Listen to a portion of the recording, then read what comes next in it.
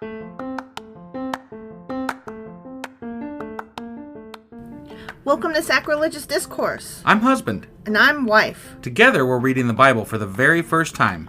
We grew up without religion and wanted to know what all the fuss was about. Well, what have we learned so far? That God is a dick, and apparently some people believe in talking donkeys? We're not trying to pass ourselves off as experts. Nope, we're just reading the Bible for the first time and giving our first take reaction. If you'd like to join us in this venture, you might consider starting at episode 1. Otherwise, jump in wherever you like. All right, let's go read the Bible. Yeah, let's get to it.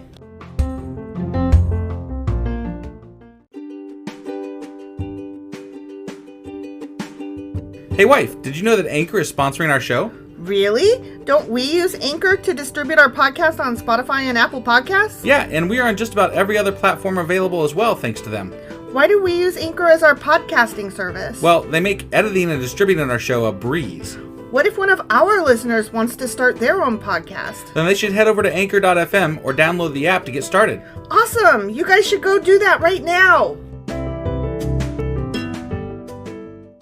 Husband! Wife! Do you remember what happened yesterday? I remember that Saul chased David to a mountain, then turned around because they were getting attacked back at home. By the Philistines. By the Philistines, that's right. Do you remember what David's great rock was called? Was it the Great Rock? Of Escape. Oh, yeah. Sorry. I got part of it. I mean, I got 2 of the 3 words. Well, I mean, it was the Great Rock, 2 of the 4 words. It was called the Rock of Escape. Right. Not the Great Rock. Oh, shit. Well, I suck then. So, but it was a rock of something. The Rock of Ages. We did that last time. I know. So that's what happened. It was a pretty short chapter, so. Yeah. And that was what, chapter? 1 Samuel chapter 23. So we're about to read 1 Samuel chapter 24. All right, let's go do this. Okie dokie.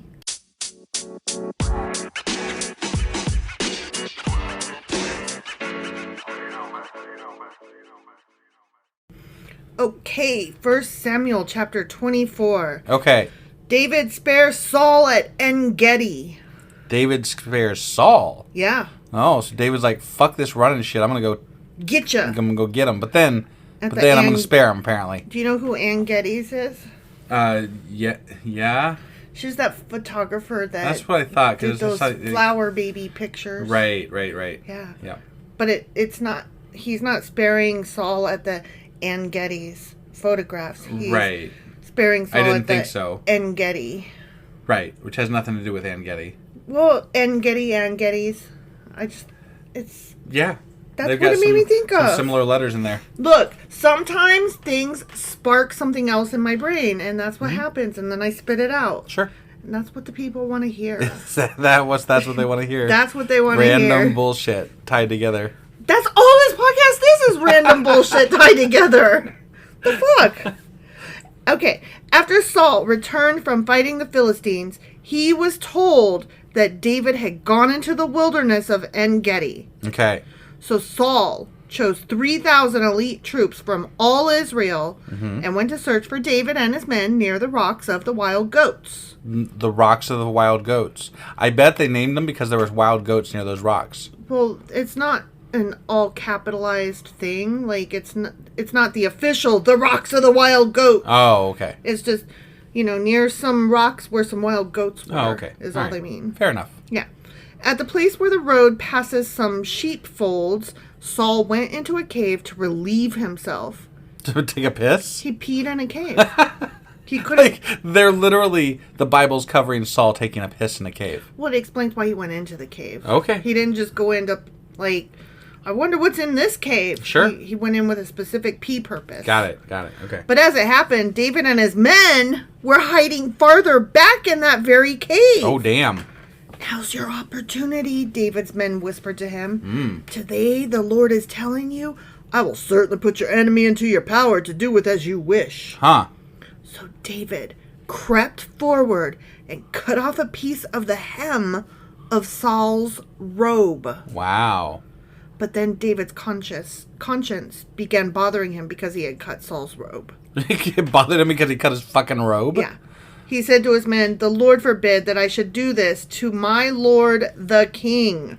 I shouldn't attack the Lord's anointed one, for the Lord himself has chosen him. The Lord himself told you to attack him. No, the wait, guys no, that's not said true. that the Lord said that. That's not true. That's not true. The guys are saying, like, surely if he's here pissing, like, he's all by himself, there's nobody around him, he's easy pickings. Right. Surely that is the Lord telling us, get him. Got it. Okay. And David's like, I don't think it works that way. Okay, all right.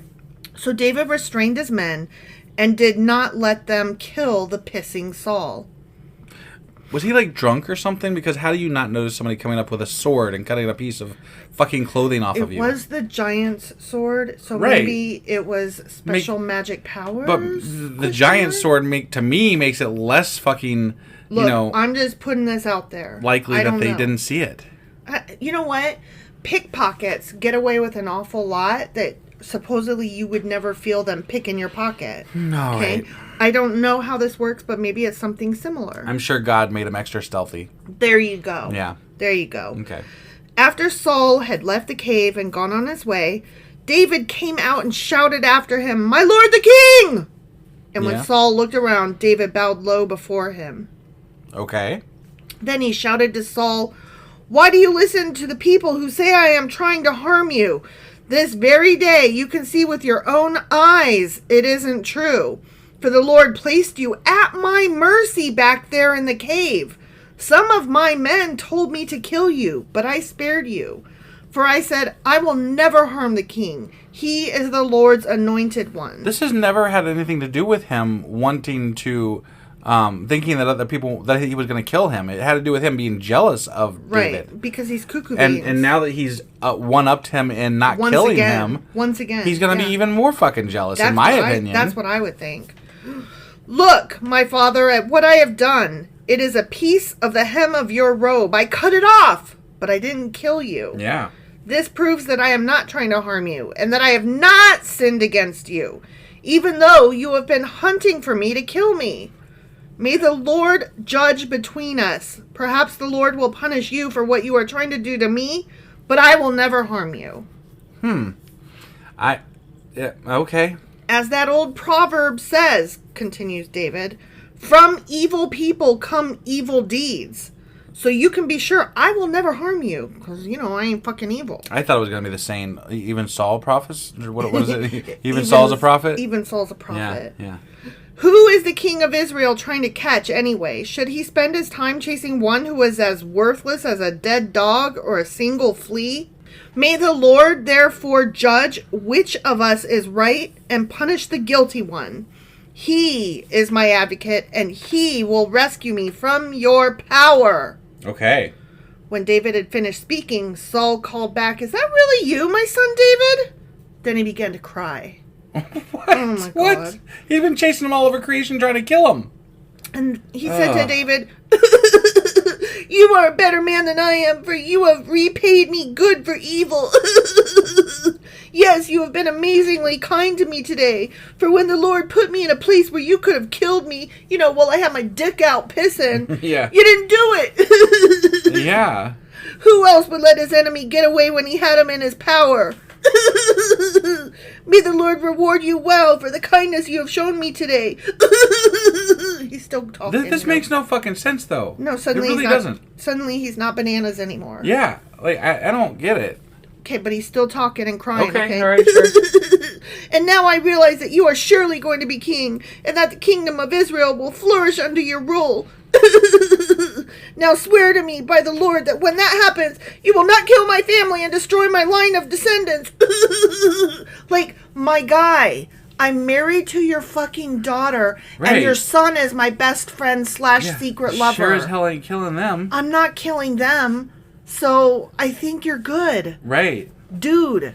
Like, the only person that needs... you were trying to kill me for no fucking reason, really. To the point that you threw a spear at your own son and called him a stupid son of a whore. Yeah, you kind of, left... normal town and went somewhere else. So the question is, will we remain normal? Yes. Yes, we will, Saul. I promise. I'll still keep not being the weirdo that you are. So, again, so Saul's king still here. Here. Right. Yeah. And he's assuming that David's going to become king for some reason. Right. I don't know why exactly, because they haven't really made it clear, other than he let him live, why Saul would become king, except for that maybe we could assume that he's gaining followers as he goes along, because people are like, this guy's better than that guy. Yeah. But that's the only thing I can think of that might be something. I don't really know, but I mean, didn't he have him come to dinner because he was like going to be the new king or some shit like that? No, he wanted to keep him close because he was jealous of him. Oh, but I thought, thought like he was mad because he didn't show because he was going to kill him that night. No, I know that's when he called his son a stupid son of a whore. Right. But I thought that another time he was like at dinner because it was a here's the new king guy. If that was the case, it was in the earlier story when it was a whole different story about how David became king. Okay, well, remember, we're still in the book of Samuel, right? And where the fuck is Samuel? Who even knows, right? Sure. But remember when Samuel was the priesty guy, and then they made Saul king, but then Saul wasn't king, but then Saul was king, and it was like back and forth. Saul? Yeah. Oh, so, no, not really. Okay, well, that was way back at the beginning of the book of Samuel. Okay. When they had to draw lots for Saul. Oh, but yeah, why yeah, did they do that okay. when he was already named the king? Right. Maybe it's kind of like that, where he's been named as eventually sometime, but not yet. You know what I mean? Maybe. It's very confusing. I don't know. It was confusing with Saul, and now it's confusing with David. But this is more confusing than the stuff with Saul. No, I agree. This is more confusing. I'm just saying maybe it's similar confusion to that nonsense. I think they're having trouble reconciling stories here because their stories, they're just pulling from multiple different stories that have no actual reference to each other. They're trying to make things work. Yeah. That's what I think. Yeah. No, I totally agree with you there. But whatever. So David promised this to Saul with an oath. This being, I promise I won't kill your kids. Sure. You got it. Yeah. Then Saul went home, but David and his men went back to their stronghold. The end. Okay, I guess we're all good now, huh? I'm so glad that Saul stopped there to take a pee. Yeah, and that David didn't, kill him. Yeah. So, I Yay, guess everything's David. good. God did them right that day. Guided them correctly. Or something. God wasn't even involved that day. I mean, God brought Saul to David according to his men. I guess. And then no, that's just what his men thought. That's not necessarily what actually happened. Right, but I bet somebody would say that God was involved in that. So. But the Bible usually points out when he's involved. That's true. I'm going to say no. This was not. But the Bible also usually makes a little bit more sense than this story. So. Does it though? A little bit, not a lot. A little bit. Like this is just completely all over the fucking place. Okay, all of these stories are like that, though. So I kind of call bullshit. They are all either really stupid, nonsensical, confusing, weird. They're just... I don't think we've read through a straightforward story that's just beginning to end without confusion or oddity. Right. So... It's just weird. You would think that the Word of God could be clear. You would think. Concise. Maybe if we weren't reading it with such an agenda. Right, it's the agenda that's causing the problem. Goddamn right? agendas. Yeah. Fucking hate agendas. Yeah. Sometimes I have an agenda to blow my nose, which is what I need to do right now. So we should end the podcast then. Yeah, that's my agenda. Okay, well then let's end the podcast. Okay, so we just finished 1 Samuel chapter 24. And tomorrow we'll do 1 Samuel chapter 25, and that'll be Friday. Yep. And so then Saturday we'll do a Q&A, and God only knows what we'll cover there, because this whole thing is bullshitty. And then Sunday is our weekly replay, and then Monday we'll be back for 1 Samuel chapter 26. All right, well in the meantime, we will see you guys tomorrow. Yep.